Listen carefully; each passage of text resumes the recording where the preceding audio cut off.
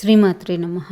ఇప్పుడు 161వ శ్లోకం నుంచి 170వ శ్లోకం వరకు లలిత రహస్యనామ స్తోత్రం తెలుగులో అర్థం తెలుసుకుందాం. 161వ శ్లోకం కార్యకారణ నిర్ముక్త కామకేళి తరంగిత కనత్కనక తాటంక లీలా విగ్రహధారిణి. ఇందులో వసిన్యాది వాగ్దేవతలు అమ్మవారి చైతన్య స్వరూపం గురించి చెప్తున్నారు. ఆవిడ ఎప్పుడూ కూడా చైతన్య స్వరూపురాలుగా ఉంటుంది. మూల ప్రకృతికి ఆధారమైనటువంటిదే ఆవిడ. కాబట్టి ఈవిడ అతీతమైనటువంటి చైతన్య స్వరూపంలో ఉంటుంది. కాబట్టి కార్యకారణములు అనేటువంటివి రెండు కూడా లేకుండా ఉంటారట. అలాగే ఈవిడ ఎప్పుడూ కూడా కామేశ్వరునికి క్రీడా విలాస పరంపరలను కలిగిస్తూ ఉంటుంది. అంటే ఇక్కడ కామేశ్వరిని క్రీడా విలాస తరంగాలను కలిగి ఉంటుంది. తర్వాత ప్రకాశిస్తున్న బంగారు చెవుదిద్దులు కలిగినటువంటిది అమ్మవారు.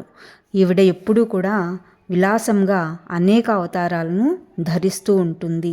లీలాదేవి శరీరాన్ని ఈవిడ ధరించింది అని చెప్పి ఈ శ్లోకంలో వివరిస్తున్నారు వసిన్యాది వాగ్దేవతలు.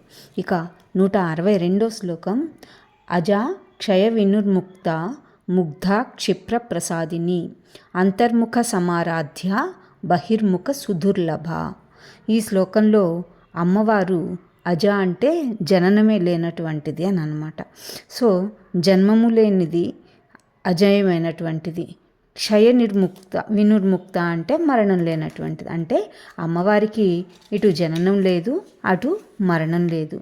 గృహంలోనే ముక్తిని పొందేటువంటి భక్తుల్ని ఈవిడ కలిగి ఉంటుంది. చాలా సౌందర్యవతిగా ఉంటుంది.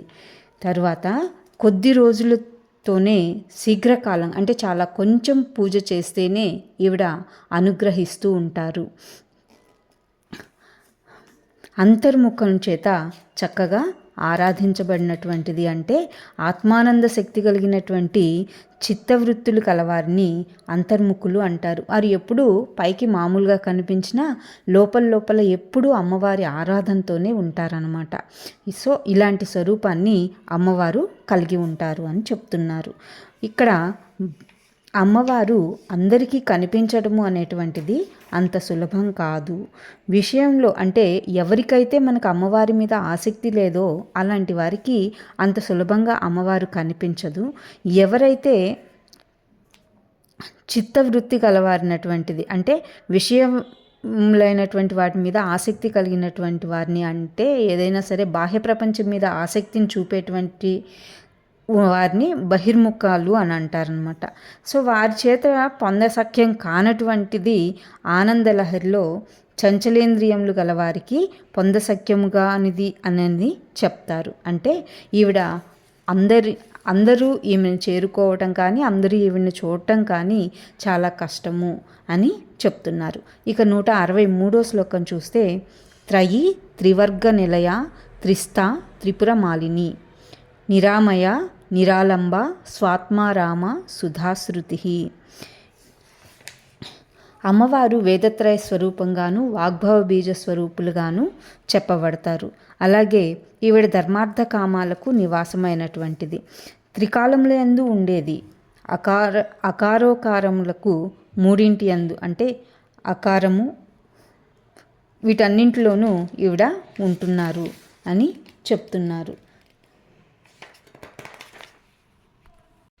అమ్మవారు త్రిపురమాలిని స్వరూపంతో ఉంటారు. ఇక్కడ అంతర్దశ చక్రంలో అభిమాని దేవతని త్రిపురమాలిని అని పిలుస్తారనమాట. అలాగే ఈవిడ ఎప్పుడూ కూడా తనకు ఏ ఆధారము లేకుండానే ఉంటారనమాట.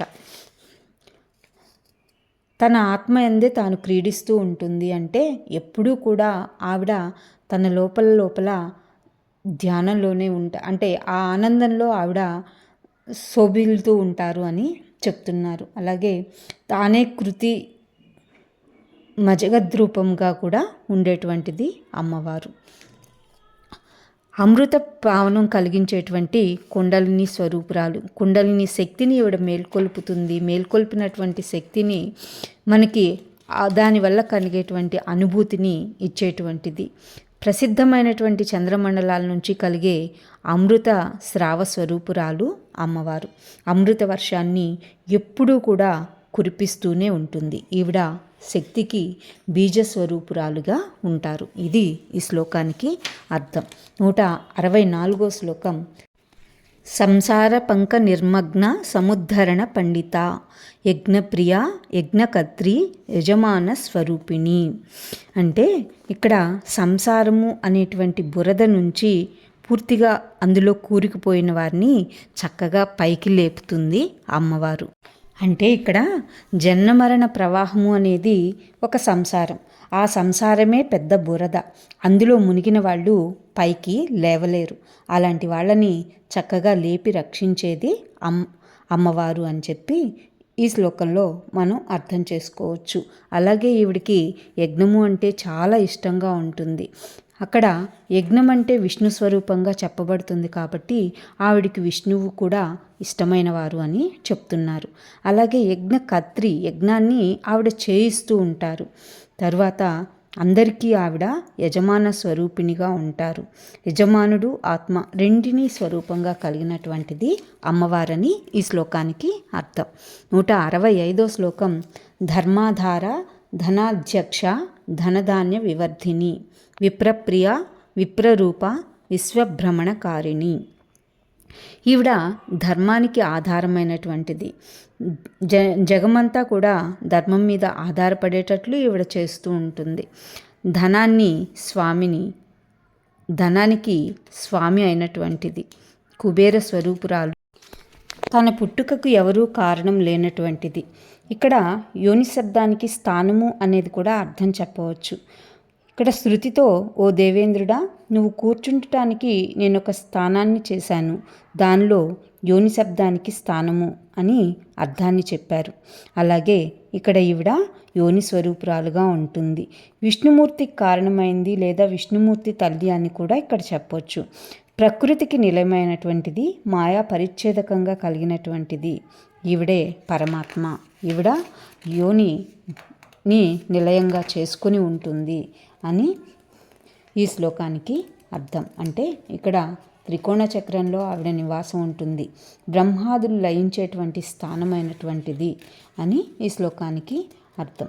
అలాగే కూటస్థ అంటే అజ్ఞానానికి అధ్యక్షురాలై ఉంటుంది ఈవిడ. ఈమెందు అజ్ఞానము అనేటువంటిది పోగొడుతుంది. సర్వశిఖరముల వలె కదలక ఉంటుంది. శ్రీచక్రంలోని త్రికోణ చక్రమందు ఈవిడ ఉంటుంది అనేది.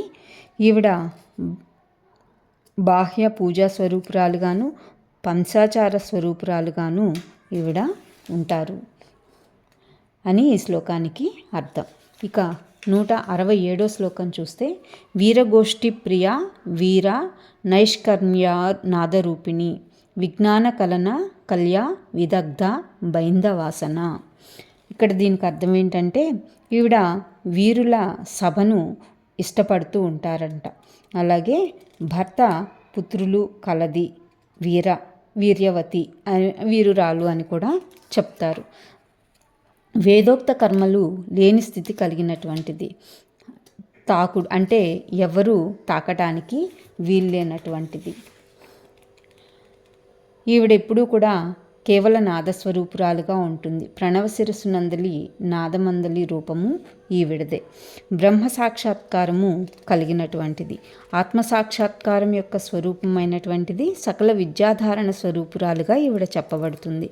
కళలందు నేర్పు కలిగినటువంటిది. ప్రాతకాల స్వరూపురాలు. కాదంబరి స్వరూపంగా కూడా ఉంటుంది.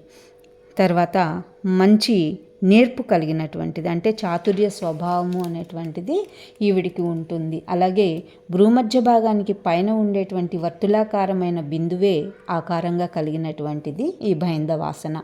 సర్వానందమయ చక్రమే ఆసనంగా కలది అని ఇక్కడ చెప్తున్నారు. బిందు సముదాయానికి కలిగినటువంటి అర్థము అన్నింటినీ కూడా ఈవిడ బోధిస్తూ ఉంటారట.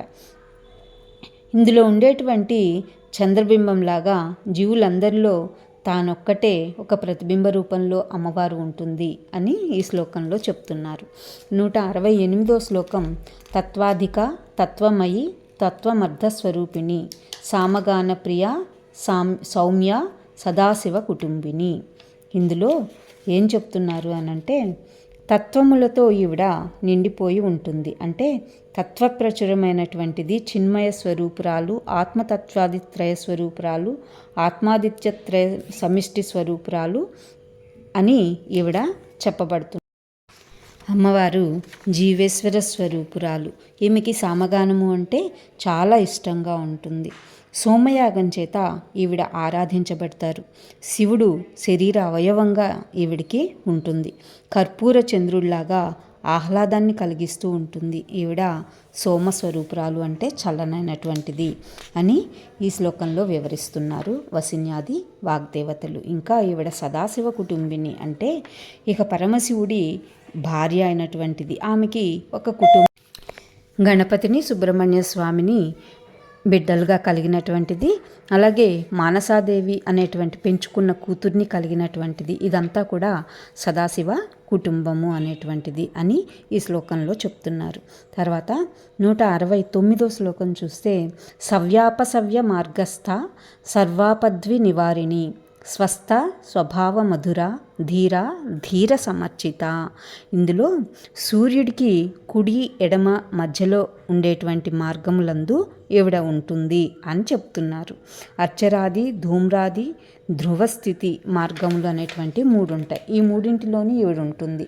ఉపాసనలోని ఎడమ కుడి మార్గములు ఉండేటువంటిది. అంటే ఇలా పింగళ సుషుమ్న మార్గాలని ఈవిడ కలిగి ఉంటుంది అని ఈ శ్లోకంలో మనం ఈ పదాలకి అర్థం తెలుసుకోవచ్చు. ఇంకా మనకి ఏ కష్టం వచ్చినా ఆవిడ వెంటనే ఆ కష్టాన్ని నివారిస్తుంది. ఈవిడ చైతన్య స్వరూపురాలు. ఇక్కడ చైతన్యము అంటే అర్థం ఏంటంటే ఆత్మ అనేటువంటిది. ఆత్మజ్ఞానం చేత ఈవిడ ఎప్పుడూ పూజించబడుతూ ఉంటారు అని చెప్తున్నారు. జ్ఞానము అనేటువంటి అమృత రసం చేత ఈవిడ ఎప్పుడూ కూడా పూజించబడతారు. ఇక్కడ తనలో తానే లీనమై ఉంటుంది. ఇక్కడ అర్థం ఏంటి అనంటే చైతన్య స్వరూపంతో ఆరాధించబడుతుంది అనంటే మనం కేవలం ఒక ఫోటోకో విగ్రహానికో ఇక్కడ దీపం పెట్టి ధూపం పెట్టి ఎన్నో రకాల నైవేద్యాలు పెట్టి ఆవిడ్ని మనం చూడగలుగుతామనో లేకపోతే మన కోరికలు తీరుస్తుంది అనో మనం ఆలోచించనక్కర్లేదు. కేవలం ఆమెని మనసులోనే ఆరాధించటం ద్వారా కూడా అవన్నీ మనం అంతకన్నా గొప్పగా మనం పొందవచ్చు అని చెప్పి ఈవిడ చెప్తున్నారనమాట. అలాగే సంవృధ పుష్పము అని ఒకటి ఉంటుంది. ఆ పుష్పం అంటే ఈవిడికి చాలా ఇష్టమట. చిత్తు అనే పుష్పంగా కూడా కలిగి ఉంటుంది అని చెప్తున్నారు. ఈ తర్వాత ఎప్పుడూ కూడా ఈవిడ ప్రకాశంగా ఉంటారట. సత్పురుషుల యందు ప్రకాశిస్తూ ఈవిడ ఉంటుంది. ఎప్పుడూ సంతోషంగా కూడా ఉంటారు. మధ్యాహ్న కాలంలో ఉండేటువంటి సూర్యునిలాగా శ్వేతరక్త వర్ణాన్ని ఈవిడ అంటే తెలుపు ఎరుపు రంగుల కలయికతో ఉండేటువంటి రంగుని ఈవిడ కలిగి ఉంటారు అని చెప్తున్నారు. ఇది ఈ 170వ శ్లోకానికి అర్థం. నమస్తే.